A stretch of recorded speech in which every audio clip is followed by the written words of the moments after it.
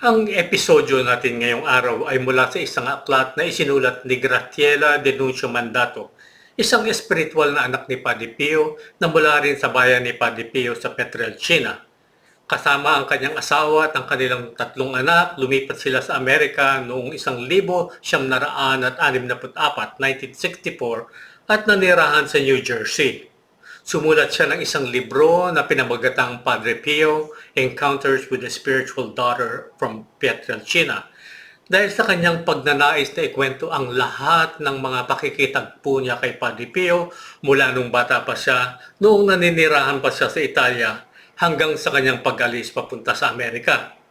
May tala-arawan siyang iningatan kung saan itinala niya ang kanyang mga karanasan sa pangungumpisal kay Padre Pio, pati na rin ang payo na ibinigay nito sa kanya sa mga dumaang taon. Isinulat na rin niya ang mga salitang ibinigay nito sa kanya sa pamamagitan ng kanyang amang si Paris pagdating nila sa Amerika. Itinabi at iningatan niya ang lahat ng ito. Maging ang mga maraming kwento ng kanyang ama tungkol kay Padre Pio ay naisulat at naisantabi. Ngayong araw, ibabahagi ko sa inyo ang ilan sa mga istoryang nilalaman ng tala-arawang ito ni Graciela.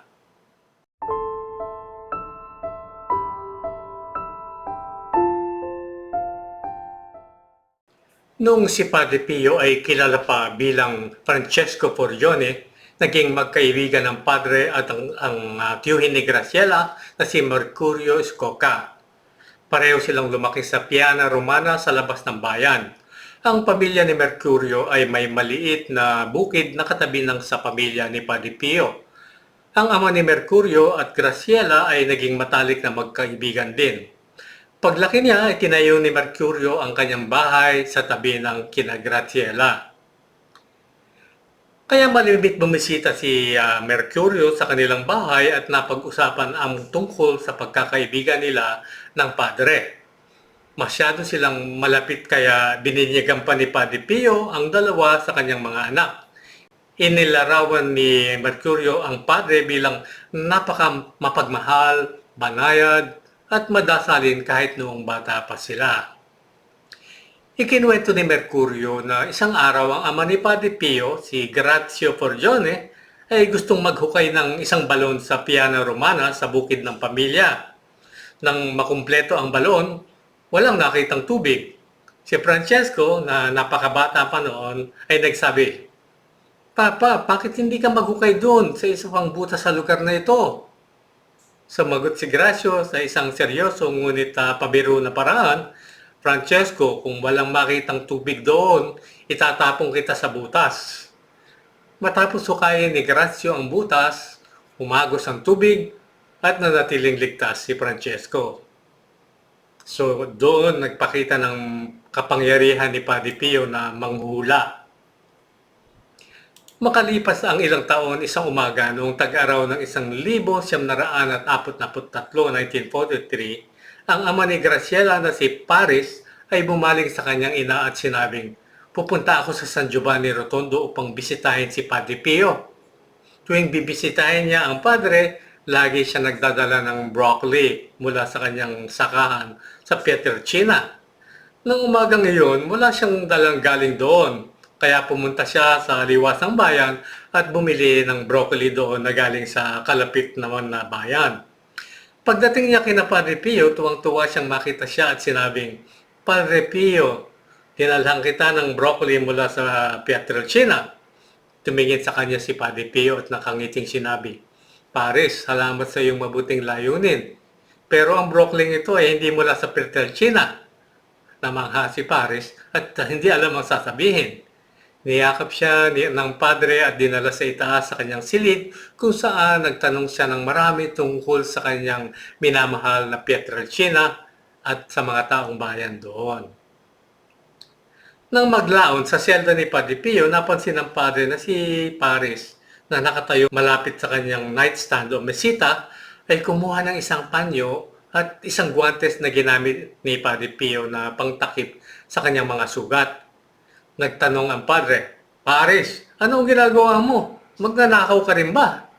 Nilagay ng ama ni Graciela ang mga relikya ngayon na kanyang kinuha sa kanyang bulsa habang nakangiti si Padre Pio at wala nang ibang sinabi.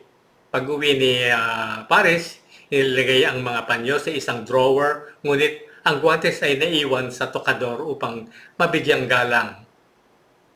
Sa tuwing makakatagpo ni Graciela ang mga taong tapat kay Padre Pio, pinuputol niya ang maliliit na peraso mula sa guwantes at ipinamimigay ito, lalo na sa mga may sakit. Nang malaman ng kanyang ama ang kanyang ginagawa, natakot siya at kinailangan niyang tumakbo at magtago mula sa kanya. Isang kwentong minsang sinabi ng kanyang ama sa kanya ang naganap noong unang bahagi ng dekada 60 o 1960s. No? Ang kanyang ama at ang ilang mga kaibigan ay nagmamaneho sa San Giovanni Rotondo mula sa Pietrelcina. Isang biyahe ng 2.5 oras. Ang pagod na tsuper ay nagpupumilit na manatiling gising at sa huli ay nakatulog siya sa manibela. Natakot ang kanyang ama. Nanawagan siya kay Padre Pio at nanalangin, "Tulungan mo kami." Ang daang paakyat sa Gargano hanggang sa San Giovanni Rotondo ay matarik, paliko-liko at mapanganib. Ang kotse ay lumihis sa kalsada, ngunit ang tsuper ay nagising bigla sa huling segundo na tama lang upang makontrol niya ang kotse. Ang kanyang ama ay paulit-ulit na sinasabi, "Padre, tulungan mo kami." Pagdating nila sa monasteryo, umakyat sila para makita si Padre Pio sa kanyang selda. Sabi ng kanyang ama, "Padre, sa wakas na nakarating na kami. Natakot kami papunta dito." Tanong ni Padre Pio, "Paris, natakot kayo?" "Opo, Padre," sagot niya. Tinanong ni Padre Pio, "Sino sa tingin mo ang nagmamaneho ng kotse? Hindi mo ba alam na ako iyon?" "Salamat, Padre," sagot nilang lahat. Mula noong dekada 60, pumunta ang ama ni Graciela kay Padre Pio kasama si Mercurio at isa pang kaibigan.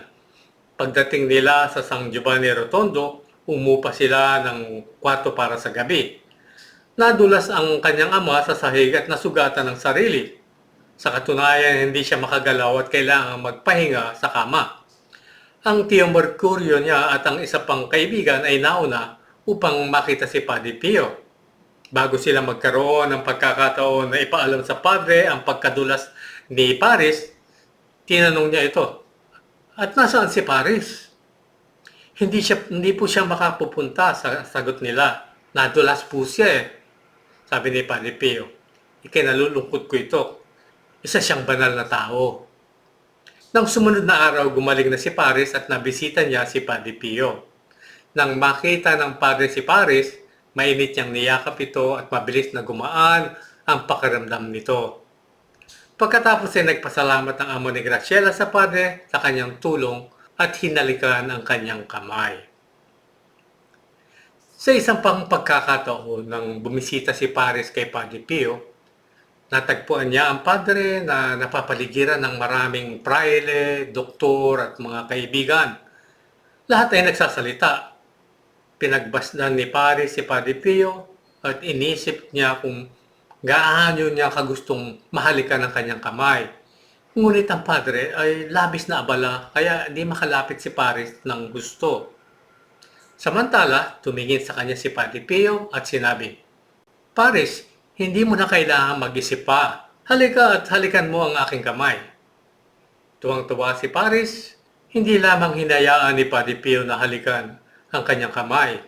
Binasa din niya ang kanyang iniisip. Ang kamay ng pari ay karaniwang inagalang dahil ito ang instrumento upang mabago ang tinapay at alak sa katawan at dugo ng Kristo. Sa kaso ni Padre Pio, dinala rin ng kanyang mga kamay ang mga sugat ni Kristo. Ito ay para sa kadahilanang ito lamang at hindi para sa personal na pagmamalaki, kaya pinayagan niya ang kanyang mga kamay na mahalikan. At yan po ang istorya na nais kong ihatid sa inyo ngayong araw na naway naibigan po ninyo. At kung naibigan naman po ninyo, huwag po kayong mag-atubiling mag-like, mag-komento, at i-share din po ninyo ang video ito.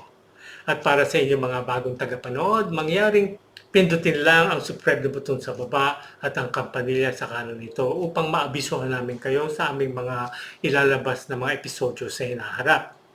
At kung nais naman po ninyo kaming suportahan, umaapil po kami sa inyo sa pamamagitan ng paghikayat sa inyo na lumahok sa aming eksklusibong grupo ng mga buwan ng taga-abuloy o nagbibigay ng donasyon na tinatawag na mga alagad sa kalinga ni Padre Pio, kung saan mapapakinabangan ninyo bilang benepisyo ang buwanan o lingguhang mga pamisa na naaayon po sa halaga ng inyong buwan ng donasyon.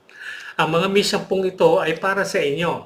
Nais ko lang pong linawin, hindi po ito para sa mga nangamatay na kaya maaari naman po ninyo silang isama sa inyong mga intensyon. Bukod po dito, padadalan po namin kayo ng binasbasang larawan o medalya ni Padre Pio na naaayon din po sa halaga ng inyong buwan ng donasyon o abuloy.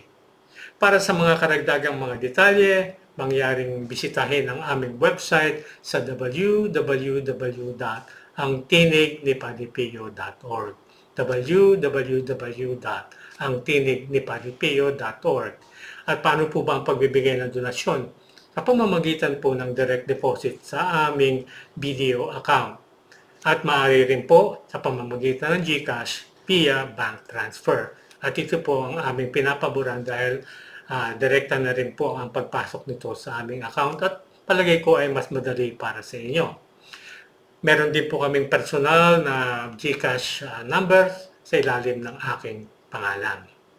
At kung may nais kayong mga katanungan o paglilinaw, maaari niyo po kaming makontak sa pamamagitan ng pag-email sa angtinignipadrepio@gmail.com angtinignipadrepio@gmail.com. At dumating na po tayo sa ating pagtatapos. Maraming salamat po sa inyong patuloy na pagtangkilik at panonood. At para sa aming mga miyembro ng mga alagad sa kalinga ni Padre Pio, taus-puso po akong nagpapasalamat sa inyong walang sawang pagsuporta sa amin. Bahala na po ang Panginoong Diyos na gantihan ang inyong kabutihang loob. Hanggang sa muli po nating pagkikita, naway pagpalain at patnubayan kayong lahat ng ating Panginoong Diyos.